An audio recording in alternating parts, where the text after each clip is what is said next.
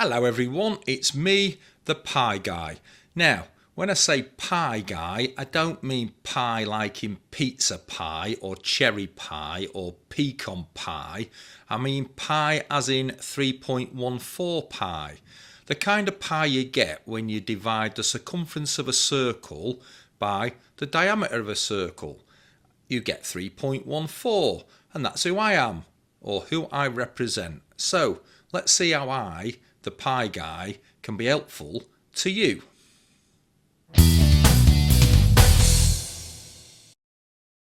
So, why am I so important? Well, it's just the way it is really.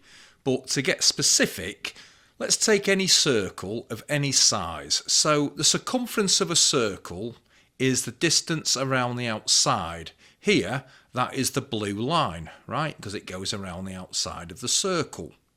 Now, the diameter is the orange line that goes right from one end of the circumference through the centre of the circle to the other side of the circle and touches the circumference over there, right?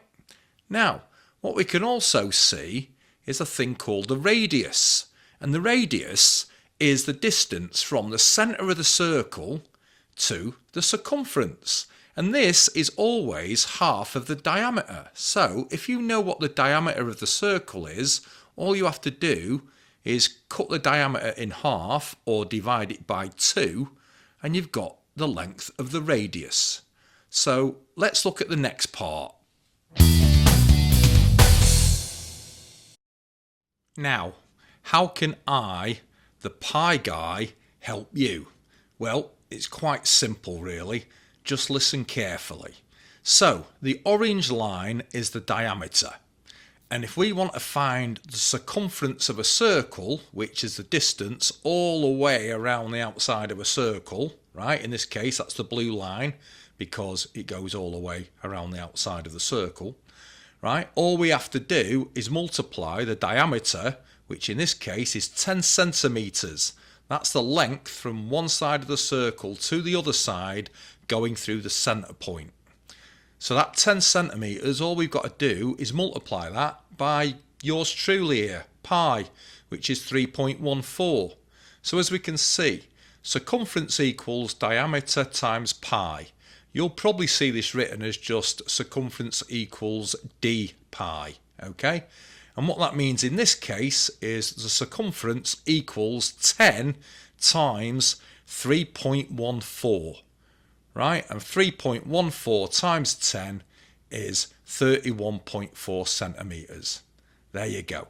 Now, if you're still a little bit stuck with this and that was a little bit rushed, then just watch the video again, right? Dead simple. See you in a bit.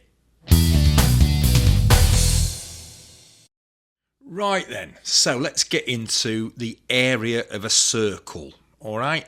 So the area of a circle is all the space inside the circumference of the circle. Now imagine you had to paint inside a circle and all of that space, that would be the area, alright? You might also have like a big round rug or something, or a carpet, yeah? And it'll be the amount of carpet you need to cover the floor within the circle. And there's a really nice formula for this, right? And I like it because I'm at the centre of it again. And you know me with attention and all that. So the pie guy comes to the rescue once again. And here we go. So to find the area of a circle, you need to multiply pi, me, 3.14, by the radius squared.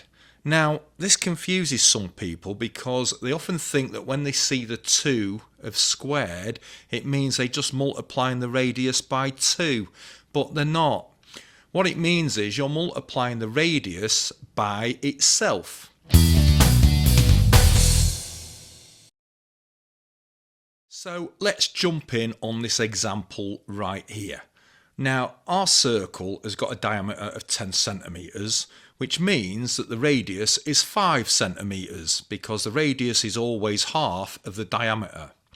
Now, the area of a circle can be found by multiplying pi by the radius squared. So we know that pi is 3.14, and it always will be, right? But the radius could be different with any circle, but with this circle, it's 5 centimetres. So when we say radius squared, we mean we're just timesing the radius by itself. So in this case, we're timesing 5 by 5. And as we can see, 5 times 5 is 25. And if you times 25 by 3.14, you get 78.5 centimetres squared. And always remember to put the squared unit in there because that measures the area of something, right? Now here's a little bit of friendly advice for you, right? And it comes in two parts, so listen carefully. Firstly, if you're not very good with decimals and multiplying decimals, use a calculator to do the calculations, because at this point it's just important that you know how to find the area of a circle and how to find the circumference of a circle.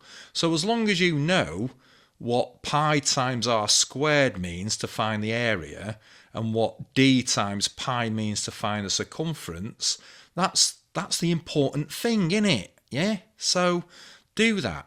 Now, the second bit of advice, and this is really important as well, is get good at decimals. So practice them. Yeah? You've been doing these things since 5th grade, so come on. Do yourself a favour and get good at the simple stuff, right? And that just takes practice. Anyway, that's enough from me. I hope you've enjoyed this video, and it's goodbye from me, the Pi Guy. See you later, folks.